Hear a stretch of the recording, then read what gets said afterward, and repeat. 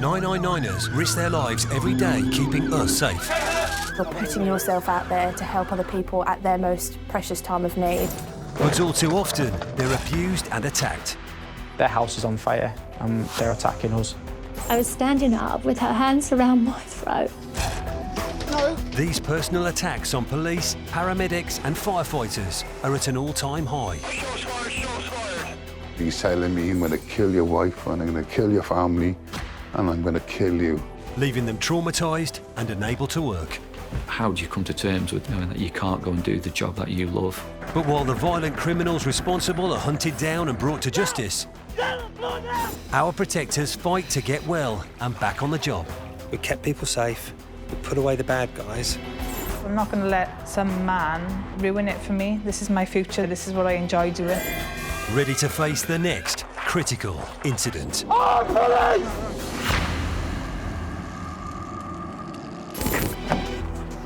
Coming up, a police community support officer is attacked with scissors while apprehending a wanted man. All right, you're wanted for several incidents, OK? All right? All I remember seeing was just quite a lot of blood pouring down my arm. Put it down now! No! Put it down! We explore the importance of body-worn video for police forces across the UK. The footage was a huge element of the case. It's really the video that convicted this man. And a dangerous driver shocks Kent police officers when he leaves the wheel during a pursuit. Driver just swapped seats. Driver looks like we just had the driver swap seats.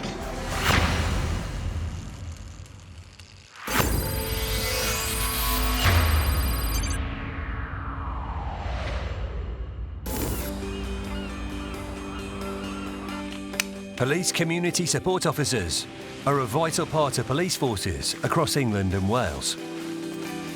These often unsung heroes work tirelessly alongside police officers to keep the communities safe.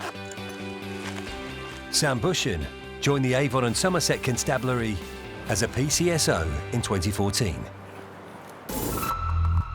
The role of a PCSO differs from a police constable because they deal with the higher risk jobs and the jobs that, for example, require immediate safety to members of the public. And PCSOs will deal with low-level crime and problem-solve issues. And it's also to do with education. So we'll go into the schools and we'll educate children on crime. We'll also how to stay safe. But also I get to engage and speak with lots of members of the public from different backgrounds, ethnicities. And for me, it's almost like every day is a learning day because I also learn so much from the public and their different life experiences and who they are and how they've come to be. PC Daryl Screech and Sam work in the same neighbourhood team, so they know each other pretty well. I really like the camaraderie with officers and PCSOs in the team. It's a really good sort of family feel to the work we do. We deal with issues on different beats around the town together quite often, and if a PCSO needs our help or vice versa, we need their help, then we'll communicate and deal with the problem together. This is where I then put him to the floor. Sam's a robust character. He's confident, he knows what he's doing. He's obviously willing to deal with all sorts of situations and throw himself into his work. PCSOs only have limited powers when dealing with the public, and therefore have to rely on their personal skills, quick thinking, and of course, backup from their PC colleagues. I think the challenge of being a PCSO is that there are times we want to arrest someone there and then. And obviously as a PCSO, I don't have that power. We have to try and use our other tools and our other powers to get rid of that person using what we can. It could be a dispersal power or anything like that. We will always solve the problem in another way, just maybe not there and then. And that can be a challenge sometimes to remember that. And Sam's skills were certainly put to the test one evening in August 2019, when he was out on vehicle patrol in part of his neighbourhood beat. Oh. Get on the floor now! Get on the floor! Get on the floor! At the time, I was just patrolling around the parks. It was a nice summer's evening, and I was literally just seeing what was going on and patrolling for what we call antisocial behaviour. A male who was well known to the police, and particularly Sam, had been wreaking havoc in a nearby area. I thought, actually, I'm not too far away from a location that this wanted male had been targeting. Let me go and patrol that area to see what I can find. This male was wanted for multiple offences, including burglary, and theft offences, and I believe there was some warrant out for him for the court. So locally, he was our #1 wanted male.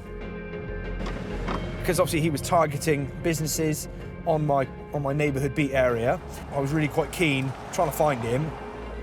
And as I was then driving along, I saw a male up on the left-hand side of the road. The male looked a little bit suspicious, and that's when kind of the sort of penny dropped, and I went, oh my God, it's him. And so effectively, this is exactly where the incident took place after I've driven down all the way to the bottom of the road and then come back up. I got out of the vehicle and called up to police dispatch, got the male, and I named the male over the radio. As soon as I heard that name, my ears pricked up, and I wanted to get there as well as quickly as I could. Obviously a PCSO without any of the protective equipment that police officers have, and the fact he was single crewed, there was always that potential that Sam could get injured, given that the male was going to try and run. I then walked towards him, said just stop there. And at which point it's where originally he's tried to sort of swing a punch, which is where I've then got him to the floor. And so we're on the floor round about here. As the male has already been aggressive, Sam activates his body-worn video camera. Can I have a unit, please? Sorry. Get on the floor. All right. I'm on the floor. Listen, I'm not moving. I'm on the floor. No. All right, you're wanted for several incidents, okay? All right. Okay? Ow. Okay. Right, listen. As Sam doesn't have the power of arrest, he needs to think on his feet to keep this individual under control. Sorry. Right. Sorry. All right. We've dealt with each other many times, all right? Listen, I'm not going to give you shit. And I know you've got asthma. Okay. And I know you've got asthma, all right? So let's keep you there, okay? Right, sorry.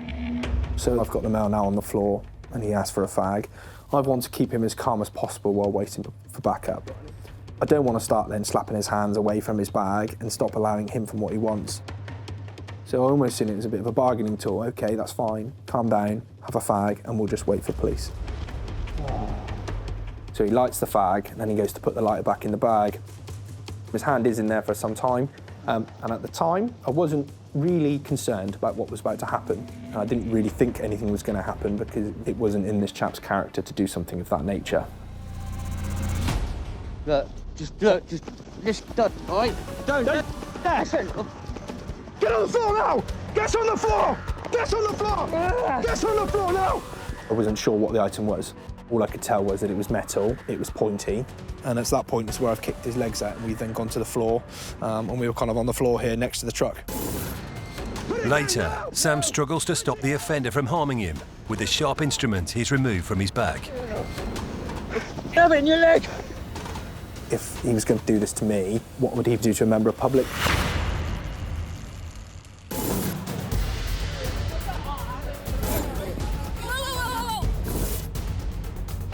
Body-worn video, or BWV, has become a common piece of kit for police officers across the UK, with over 63,000 now in use. Further patrols to make, please. The first tests on this piece of equipment were carried out in 2006 by Devon and Cornwall Police in Plymouth. The idea behind introducing BWV was to reassure the public, resolve complaints about the police more quickly, and to reduce assaults on officers.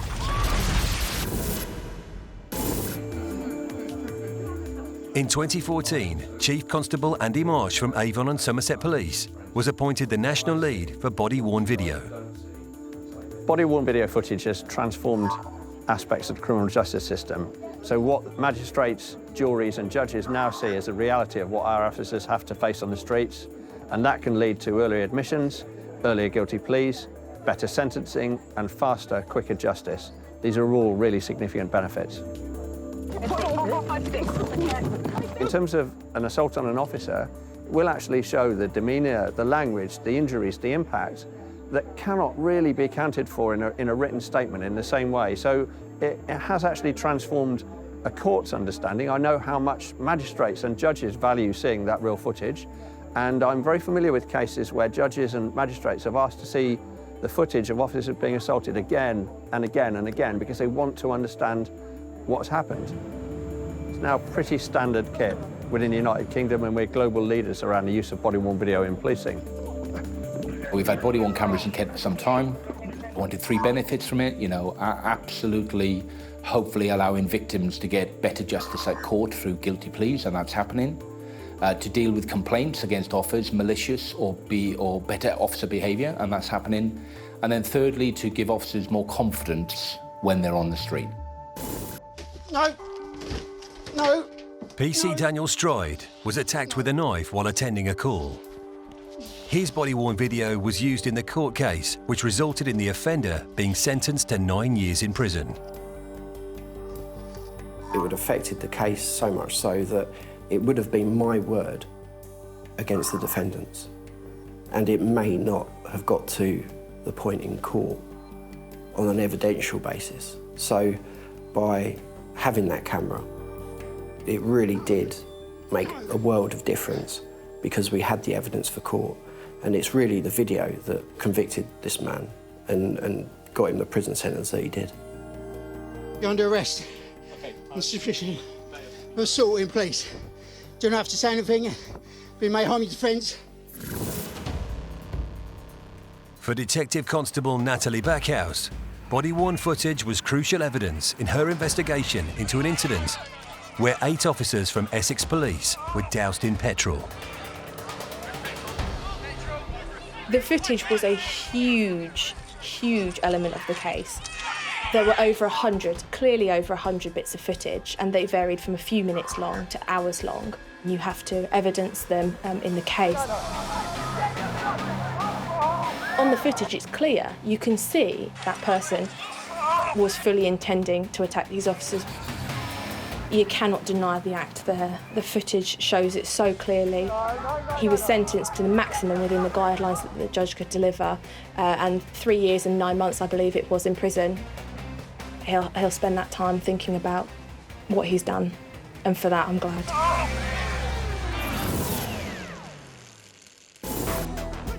Still to come, PCSO Sam Bushan calls for backup as he struggles to hold on to an offender. On my way to that location, I heard Sam shout over the air on our radio in a bit of a panic. Comms on the area!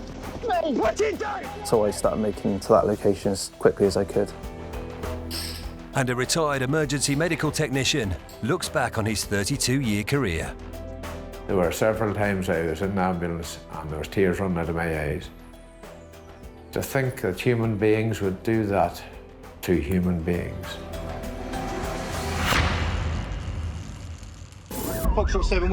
Reckless drivers put the lives of the public, the police and themselves in danger.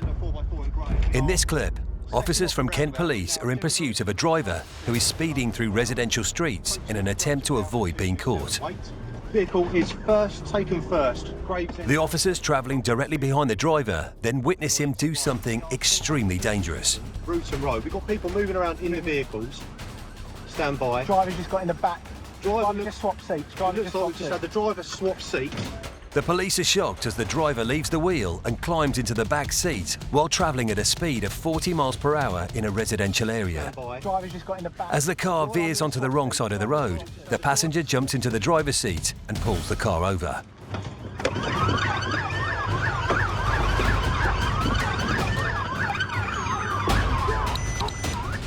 The driver is arrested at the scene and charged with dangerous driving. He pleaded guilty to the offence and was jailed for 14 months and banned from driving for more than 3 years.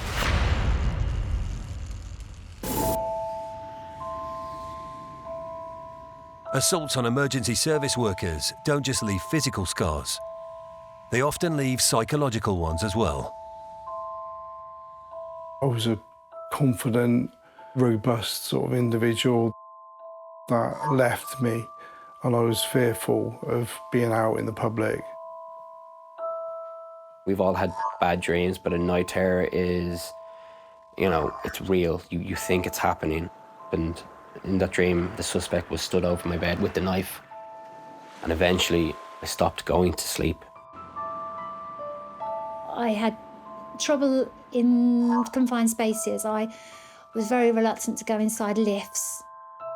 And I think this was all to do with the fact that I perhaps saw the ambulance as a confined space that I couldn't get out of. I was walking my dog after being able to walk again, and then this bike was coming down the hill. I just saw the headlight and froze.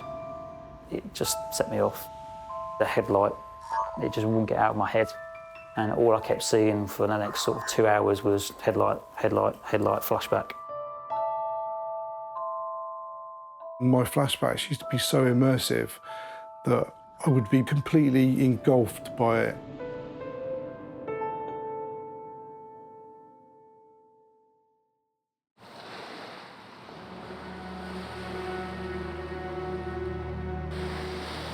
Post-traumatic stress disorder, or PTSD, is an anxiety disorder caused by exposure to traumatic and distressing events.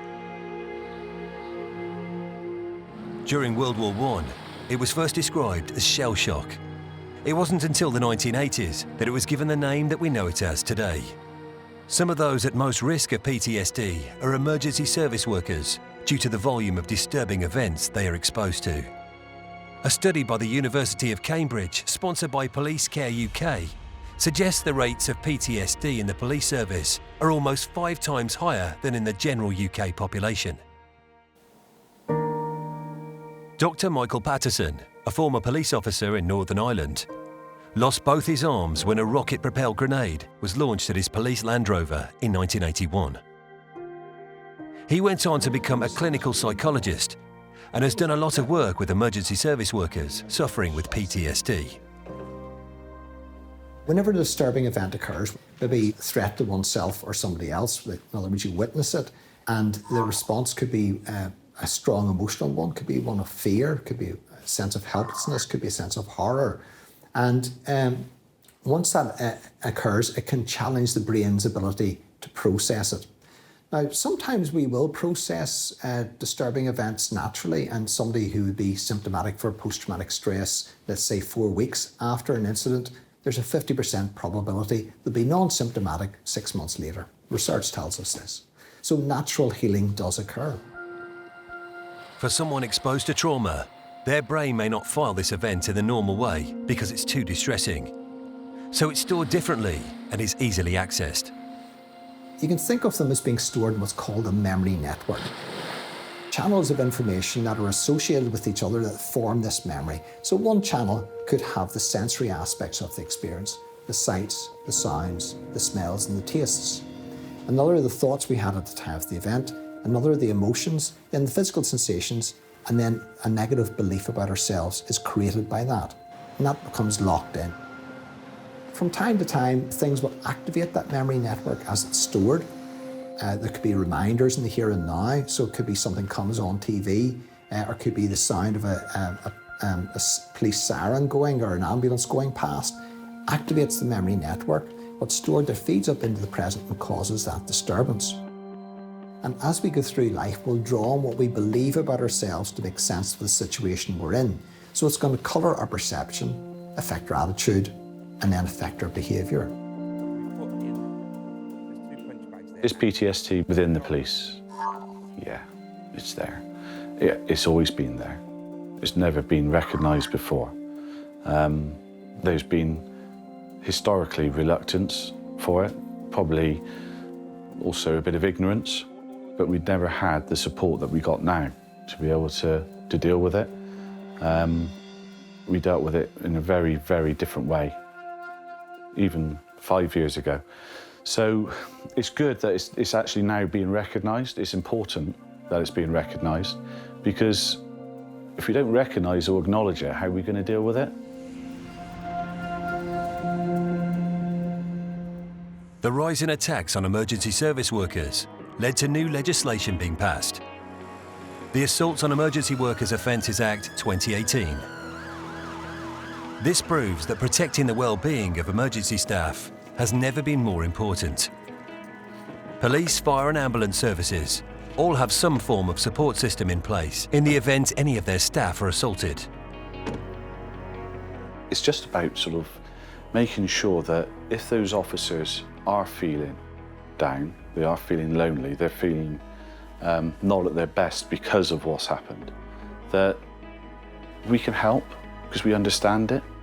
We learn from what's happened before, and we try and make sure that what has been an outcome doesn't become an outcome for them. But there is far, far greater support there now. One of the services in place for any police staff who encounter a traumatic event during this work is TRIM, Trauma Risk Management. This is an evidence-based, voluntary, peer-led support system to help identify any issues at an early stage. They go through a set of questions, but in a manner where you don't realise. So they're kind of scoring you on a level to work out what help you need, essentially. PC Pete Ormerod used the Kent Police TRIM service after being hit by a car he was trying to stop with a stinger, resulting in a badly broken leg. I then moved into one-to-one counselling with our welfare services here at headquarters. And then after 3 personal sessions, I moved on to what a Feel Well, Live Well course, going through how your brain works, essentially. And kind of explain it all, hopefully in a little while, that everyone can understand. Of course, it's not just police who need support after they've been abused. Even ambulance staff come under attack. Emergency medical technician Dylan Parry has been with the Welsh Ambulance Service since 1985. He recently became a project officer, supporting staff who have been victims of violence and aggression at work. When I get these reports in and I contact those staff, the first thing I ask is, how are you? And I find that that is sometimes as good as anything you can offer them, that someone actually cares.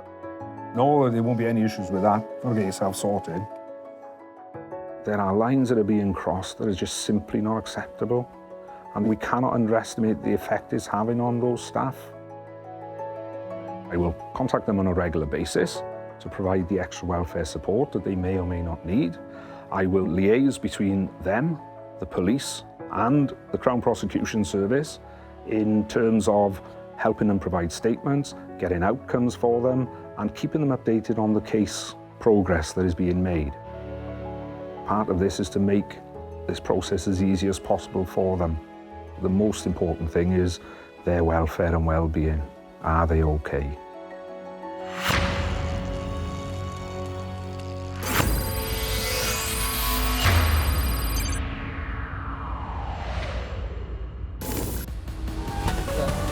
In Somerset, PCSO Sam Bushin is embroiled in a terrifying struggle with a man trying to attack him with a sharp object. Get on the floor now! I wasn't sure what the item was. All I could tell was that it was metal, it was pointy. The individual is attacking Sam with a pair of nail scissors. Put it down! Get off Put it down! Get off Put it down! Get off me! Put it down now! Put it down! Put it down!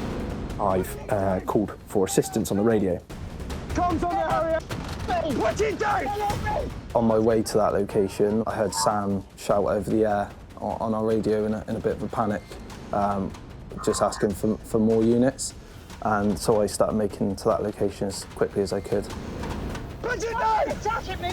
Put it over me! I'm never sure when the scissors actually made contact with my arm. And all I remember seeing was just quite a lot of blood pouring down my arm. I was a little bit scared. Get off of me! This is me! Look at me! Get off of me! Look at me! Get off of me! Get off! If he was planning to do this to me, what would he potentially do to a member of public if they were to catch him committing offences at their location? I've got to keep hold of him because he is causing so much devastation across the community. The male has been biting and scratching at Sam's hands to try and release himself, but then starts making threats to cause Sam further harm. Get off! Stab it in your leg! Look at me! How many times? How many times have I dealt with you and been nice? How many times have I dealt with you and been nice? No, you just whacked me right hook. After 4 exhausting minutes of restraining the offender on the ground, Sam sees a welcome sight. PC Screech, my hero, he came from that direction. The offender then throws the weapon. He's got a bladed article in his hand. Oh, it's on the floor. You're right, mate. Yeah.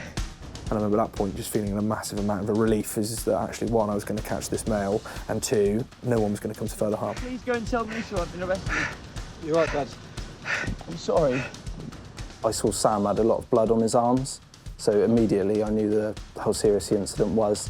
I'm sorry. I'm so sorry. I've dealt with this individual many times, and most of those times have been through my PCSO work, engaging with him, offering him, actually, if he's just come back out of prison, is there something we can do to help you, to stop you going back into that path of offending? This individual's told me that he has a trade. He used to, a couple of years beforehand, he was working and was in a normal situation. So I'd offered to try and help him find work, to see if we could get him back into that line of work, to stop him from reoffending. And that's kind of part of the role, again, as a PCSO, is, engaging with these individuals to try and stop patterns of offending. So it made me really angry. I thought, how dare you, I've given you so much leeway and so much respect as a human being, you continue to completely disregard that and want to continue to assault me. You're right, Dad. I feel that sometimes members of the public see a PCSO and don't give them the respect they deserve. Arrested. Sorry, right? You're under arrest. Yeah. For assault, police. I know. Right? Sorry. You don't have to say anything. May harm offence if you do not. As soon as he saw I had arrived, he knew he was going to get arrested and changed his tune whilst it was just Sam. He was trying to get away. Sorry, all right? You okay, bud? He's caught me. Sorry, I'm so sorry. What's the use on you? Her scissors on the floor. I'm sorry. While the offender was taken into custody, Sam was taken to hospital. Luckily, he didn't need stitches for the puncture wound and was advised to get jabs to prevent any potential infection.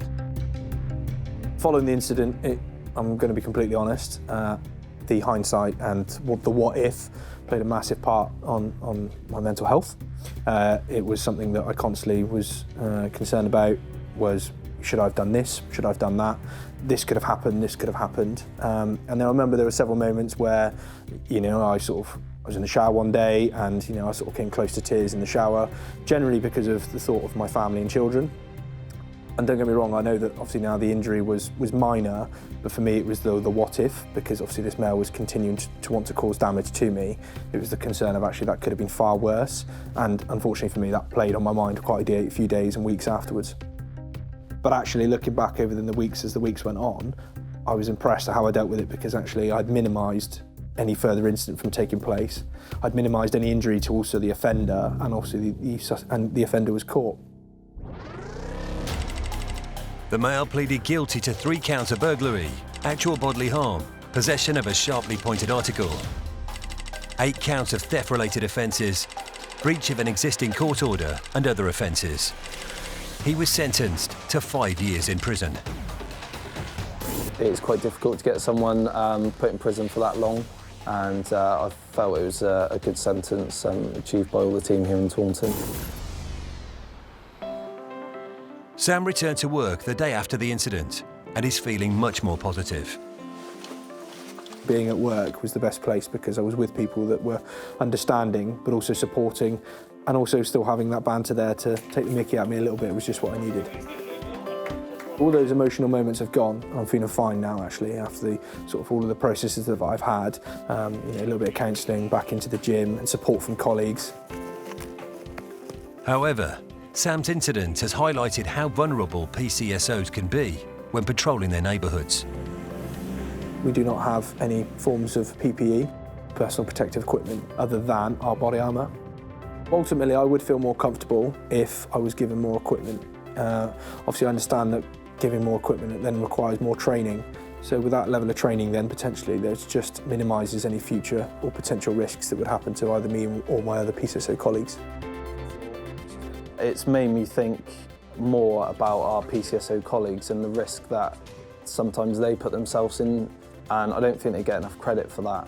They haven't got any of the equipment and not all of the training that police officers have, but often they are first on the scene and they have to put themselves sort of in danger to protect the public and try and catch people. So it's since the incident, I just really take my hat off to them and thank them for all their hard work. But Sam's bravery hasn't been overlooked. He was awarded a commendation by Avon and Somerset Chief Constable Andy Marsh. I decided to give Sam Bushton a commendation because I felt that his bravery went way beyond what I would expect of any police officer, let alone a PCSO. And let's remember, a PCSO is fundamentally focused on engagement and prevention. I don't pay those individuals to fight in the streets with criminals, let alone be attacked. And Sam had courage to tackle the incident. He had courage to hold on to the individual. And I think he comes across as a very caring, compassionate and vocational professional who we're very lucky to have. Sam hopes this incident will make the public more aware of the importance of the role he and his colleagues play in the community. Some people treat PCSOs with some disrespect and they see us as what's known as plastic police. But what they weren't aware of is that we do a very different job. It's just that at times those jobs can cross lines. And in this situation, I was willing to do whatever it needed to protect the public. And so for that aspect also, I wanted members of the public just to have that little bit more awareness and respect potentially for PCSOs, because both myself and my colleague, all of my PCSO colleagues, would have done the same and to protect the public.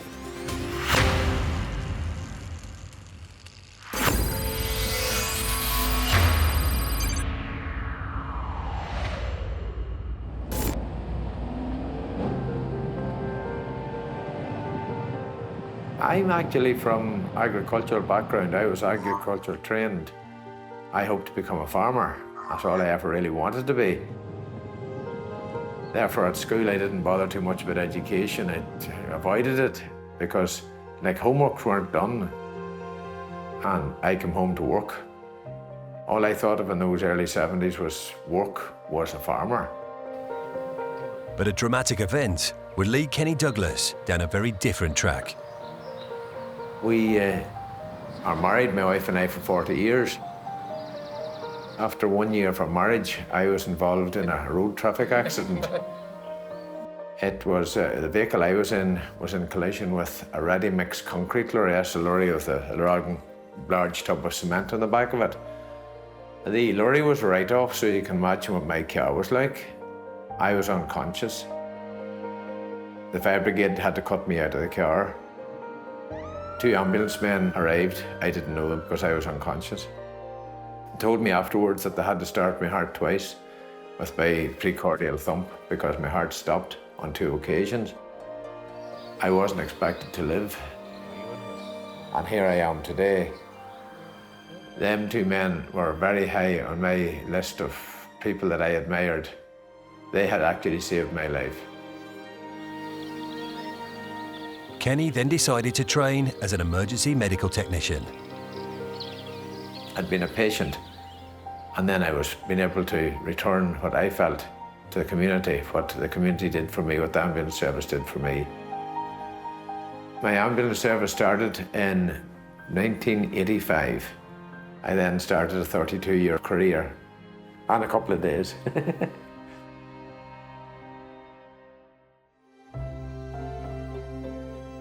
It was great. It was every single day was different from every day beforehand, and you knew that the next day was going to be different again.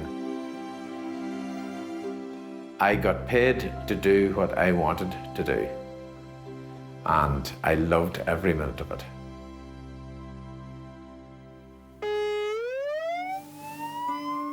Although Kenny was passionate about his job, like many of his colleagues throughout the UK, he would encounter some terrifying situations when trying to help patients. We're transferring a lady, and she walked into the ambulance and sat down. I put her seatbelt around her. Every now and then she'd move her right hand down to the seatbelt clutch, and I'd say, "You okay there?" "Oh yeah, I'm okay." And every now and then the right hand would go down. And then all of a sudden, her right hand darted over, pressed the button on the seatbelt, and out she came with a knife she had concealed. It was like a steak knife from a kitchen. Her intentions was to carve up the person beside her. And I shouted with a raised voice to the driver, "Stop." And he just braked the ambulance suddenly. The sudden jolt of the ambulance going forward, stopping, brought her off balance. I grabbed her wrist, got the knife out of her hand, and we did radio ahead, and there were people at the location we were going to waiting for us, as well as the police. And the weapon was handed over, but I heard nothing more about her since. Unbelievably, there were occasions when Kenny went to call-outs and it was made clear uniforms weren't welcome, even ambulance crew uniforms.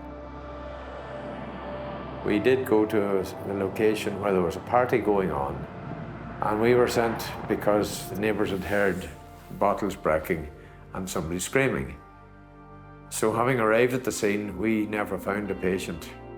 We arrived at the scene walked the last bit of the distance because of the way cars were close to the house and such things. And by the time we'd walked up an alleyway, brought what equipment we thought we may need, uniforms arrived on the scene. We weren't wanted. And next thing, there was missiles thrown at us. We took off to our heels. We had to because there was too many people after us. There were things being thrown at us.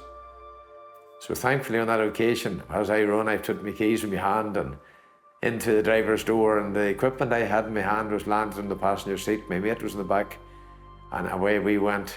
But things did hit the ambulance, but there was no real damage done to the ambulance. But I think if we had stayed any longer, we may have been patient ourselves. But it was the tragedies involving the loss of young children and babies that affected him most.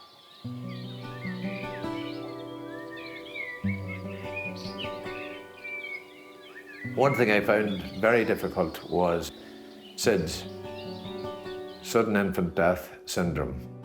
You go out to a house, I go to a location, and somebody is doing resuscitation, CPR on a baby. And next thing you're handed this wee child in your arms, and you know, literally from a very short time after you've started, that's whether you're going to be successful or not. And it's very, very difficult to come running away from a scene with the mother and father or guardian with that child, knowing that they're not going to have their child back in their hands again, jumping up and being lively again. That I found very difficult. But one of the biggest impacts was that Kenny's career coincided with the religious and political conflict known as the Troubles. I went to a scene of an incident when I wasn't trained. I was only in a short while in the bases. It was a bombing, a culvert bomb where somebody put a bomb into a culvert, a pipe onto the road. And when the vehicle, which they were considering to be their target, came along, they ignited it, whether they pressed a button or pressed a lever or flew a switch or what, I don't know what way they do it, but they watched that car blown into pieces, the two people that were in it. One of them subsequently passed away, he lost his life. The other one, he is in a wheelchair for the rest of his life. I come home many, many occasions. I must admit, there were several times I was in the ambulance and there was tears running out of my eyes. To think that human beings would do that to human beings.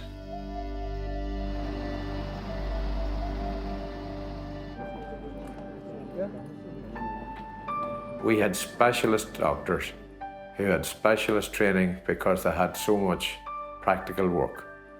There were so many patients coming in with so many traumatic injuries through terrorism that they had such practical experience.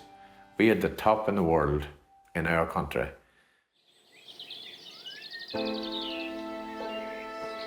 But it's the positive experiences that have given Kenny great satisfaction over the years.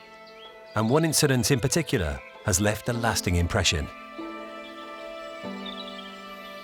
A young girl gave birth to a baby, and the wee baby was premature. And I remember holding the wee baby and assisting it with breathing. You don't go in a baby, just enough air out of your lips, out of your cheeks, because you don't want to damage the wee premature lungs. And I said to the mother, if you're coming, girl, come on now. And we run with that girl, pressing her wee heart, and everything was going grand. A wee girl was transferred to Belfast. We actually left her in casualty. We're told, guys, go and get your vehicle ready, you're going to transfer to Belfast. We transferred her to Belfast. And I heard nothing about that child other than a few times when I called in and she was always in a wee incubator. I like to follow up with patients. But that was it over. Years and years and years later, I was in a certain location purchasing something in a shop. And a woman says, do you know who I am? She says, no. I said, no. I'm the mother of a wee baby that you told me, if you're coming with this child, come on now. And I thought for a moment, how is that child? I was nearly afraid to ask. She says, she's my daughter and she's now a mother herself. That's how many years it was later. And there was the She was now a granny. It is amazing, and there's some fantastic stories. That's happened in several places where I've had to be reminded of what I had done for somebody by somebody who was very, very excited at having met me again. Kenny retired from his beloved ambulance service in 2017.